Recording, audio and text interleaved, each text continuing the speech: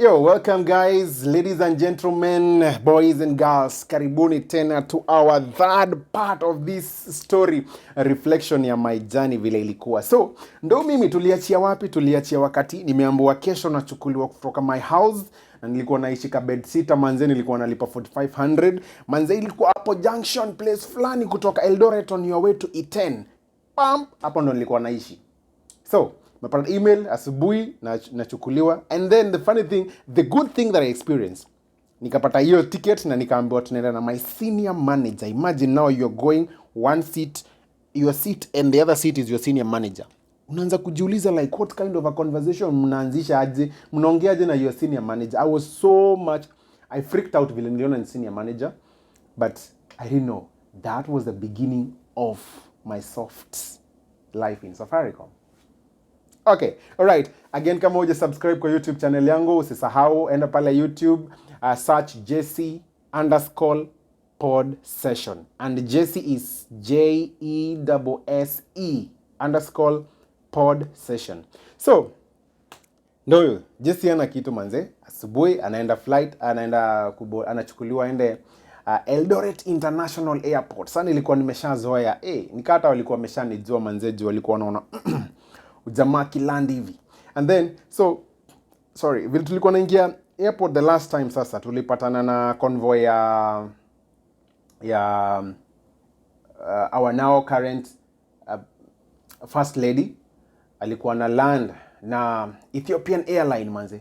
Alikuwa na land, so alikuwa amekuja kuchukuliwa na the area MP, Sudi, and then Caleb Kositanyi and some other people were there. Walikuwa wamekuja kumchukua, sijui walikuwa wametoka wapi. So it was an honor for me, nikapatana na yeye, and then we said hi. Tukitoka akatusalimia, me and my senior manager ndio tunaenda kuboard the flight. So that was the first time nikapatana na the first lady.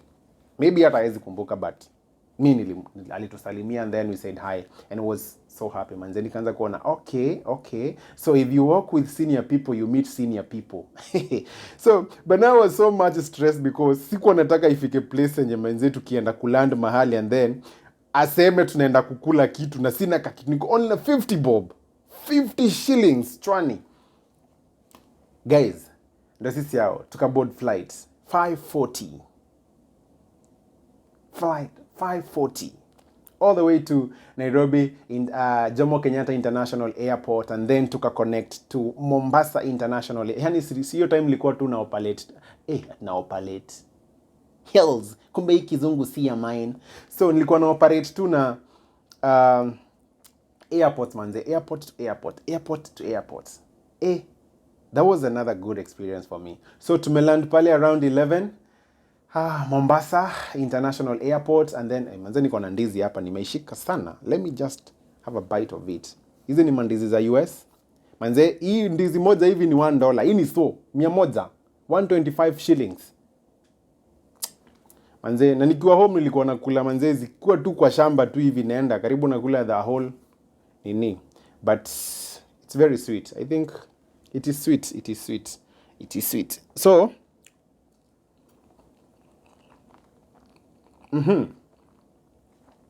so tumeland pale around 11. Nimeanza kufeel sasa, hey, you're making it my boys, you're making it my guy, keep going. So tumeenda, so event ilikuwa inafanyika Friday, basasi tulibook hoteli Serena. You see, things zinapakana tu hivyo. So is it Serena? Yeah, it's Serena. Yes, it's Serena. Kama sikosei, it's just next to Pride Inn. So manze, maisha pale Mombasa tu manze, kuna pale tu unashanza kuona, unaingia tu kwa beach, maisha tu ya udosi. Wangejua huu jamaa kwa na 50 bob kwa mfuko tu hivi. Sasa story ilifika time yenye sasa sikuwa nataka, a moment ikafika, and then my senior manager akasema, by the before that one ukifika pale tu manze unapewa katawel kabaridi na kajuice manze, wanakuwelcome. Sasa mimi nikaanza kujiuliza, sasa waseme tunalipia hii staff juu itakuwa ngori sana, itakuwa ngori sana juu mimi niko na chwani. Karibu niambie senior manager hapa nimwambie, unajua ni aje, mimi kuna venye mambo haisongi. But nikasema acha ni chill. I'll be the last person to take this juice. Tukasaviwa and then tukakunywa, nikaona kumbe hii ni ya welcome wase. Tukaingia and then tukachange. Akasema, I'm feeling so hungry. Let's go to Mtwapa and then find something to eat. Tukaenda Mtwapa manze. Tunaenda tuk tukapatana na majamaa wengine huko tu, so they wakatuambia let's go. So tukaenda manzewi, tukaterrorize kuku. Ungeona nikikula hiyo kuku like ni kama mimi nalipa hiyo bill. Tukamaliza kukula kuku and then everybody was like paying for himself. Nikasikia adrenaline imepanda, nikasikia my obrangata imeseparate na my medulla. And then I was like, eto nikuambie, my God na yeye alikuanga tu alert sana. All of a sudden akasema, don't worry, I'm gonna pay for you. Nikamuuliza, really? Saizi najaribu kujifanya niko na dona sina. Akasema, yeah, I'm gonna pay for you. Manze, my lunch was sorted. Nimeshiba. Nikajua pata nisipokula tena. Mimi sijui ukibukiwa hoteli walibook kula breakfast na dinner. That is supper jioni. But sasa juu tulifika around 11, so we couldn't have lunch there. So ikafika tuka Serena was nice experience, and then the following day tukaenda event Pride Inn. Nikachafua, nikafanya ile kitu yenye najua best. Ikaua, ikakili. Sasa nikajiambia manze, kuna event ingine sasa.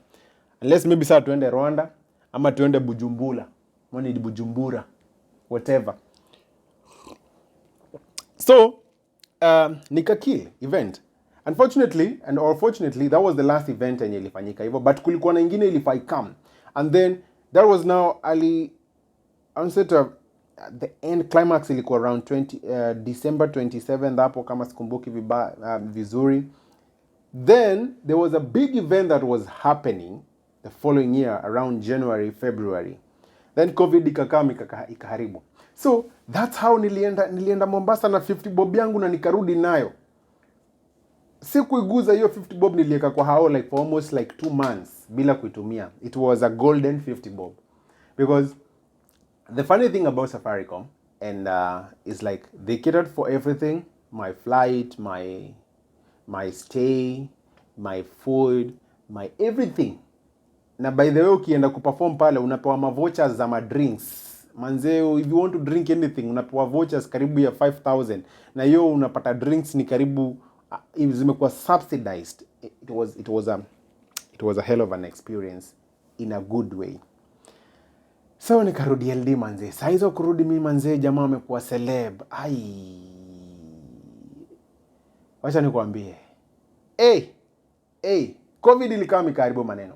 But it was a blessing in disguise to some of us.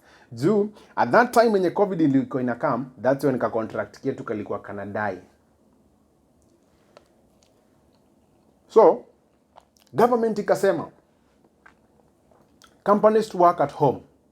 And those employers who are able to facilitate for work from home, they should do so. Safaricom is a tech and global company. It's a telecommunication company that is offering these services. Why should employees be sent away? Should be laid off? No. So Safaricom were among the first people to implement the work from home policy yenye government ilikuwa imeshatoa. And because sisi tulikuwa wao, tulikuwa among the people, the new employees in Safaricom on internship basis, hawange tufukuza juu times ilikuwa, as in life ilikuwa imeanza kuchange, economy ilikuwa imeanza kuwa mbaya, so akasema let's take them in. And that's how, and then again we were performing. That's how we ended up getting a longer contract for another 6 months. So we worked for Safaricom for 1 year. COVID ikaribu, hakukuwa na event zingine manze, life ikachange manze, useleb ikakamka inadai, events hakukuwa. nikaanza kustop kuandika poetry, but I did a spoken word. Na kama wewe you've never heard about it, enda pale tu kwa page yangu JC Pod Session, and then utafute spoken word inaitwa Swali. Hiyo time ndo kulikuwa kuna noma sana ma COVID billionaires ndo walikuwa wame wanaji-enjoy na pesa ya public, a lot of things. Niliongelea vitu mob sana. Nikafanya spoken word inaitwa Swali, unaweza itafuta pale, Swali by MC Jesse the Poet. And then kuna ingine inaitwa African Kid. And then kuna ingine inaitwa I think this ndo nilifanya around that time. So 1 year tukapata contracts, and then we worked for the following year, and then tukaongezewa kamshahara manze kidogo.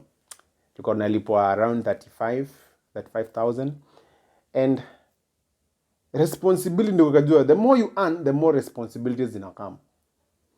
So we worked for 2 years with a lot of transformation in terms of growth personally, but still ikafika time hii nikaona manze, nilifanya stuff to do na IT, stuff to do with career and my career path. As far as I'm enjoying this stay in Safaricom, I don't feel like I'm growing in terms of my career wise. So I started finding a way of getting out of Safaricom in a positive way. And I involved all my line manager, and they were so happy about it. They were okay about it.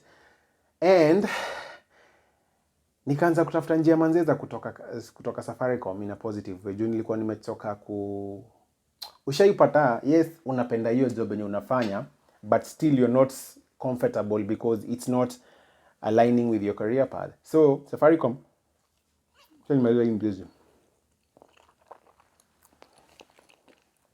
my coffee imepoa. I like taking coffee and a fruit. It's healthy. Yes. So nilikuwa napenda hiyo job, nilikuwa napenda the work environment, ilikuwa fine, but still I was not comfortable. So nikaanza kuuliza, how can I venture maybe into an IT department, like hivyo story kama hizo. And shout out to all my line managers wenye walini encourage and walinionyesha the way forward. And then my senior manager Jackie, thank you so much manze, uli play a very big role in my stay in Safaricom for 3 years, and that's why niliandikanga spoken word by the way in Safaricom. Nikasema everywhere I go I raise the flag high, and actually that's what I'm doing. And shout out to everybody. And I remember everything really worked out well for me, and then my stay ilikuwa, but still kulikuwa na challenges here and there. Juu unapata sawa ukiwa kwa Safaricom, everybody uko na pesa, wewe una dealing na M-Pesa, so uko tu na do. But let me tell you, kuna time nilikuwa nafanya job, unaangalia transactions za companies za billions in their pay bills, but wewe ukikumbuka manze unarudi kwa your bed sitter na you don't even have 100 shillings. So ilikuwa inaniuma sana. Juu ilikuwa ni we didn't have that kind of transition, and unapata maybe if you get into this kind of pay, then you need something like financial advice to tell you what you're supposed to do. We didn't get such kind of thing. And I started a conversation with my line managers there. I can name a few, the likes of Mwalili and the likes of Kigen. Nikamwambia, why don't we have like a forum whereby you guys can teach these young men and women who are coming and join Safaricom, like maybe on how to do investments. And that's when we tukakuja to learn how to buy shares in Safaricom and how to invest in maybe in Safaricom Circle and all those kind of stuff. Zikuanga. So it was a nice conversation, but just this happened, and the next episode gonna be very lit. Do you know what? Nimefanya job for 2 years on contract basis, nilikuwa nalipo around that 5,000, and then all of a sudden tumeongeza manze contract, tulikuwa nalipwa around $500. 10 days after that day, that's when I got my visa to come and study in the US.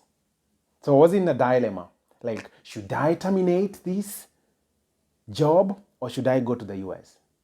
Please don't forget to subscribe to my YouTube channel at Jesse Pod Session, Jesse_Pod Session, and then next episode, wacha manzeni maliza hii ndizi, tupatane in the next episode.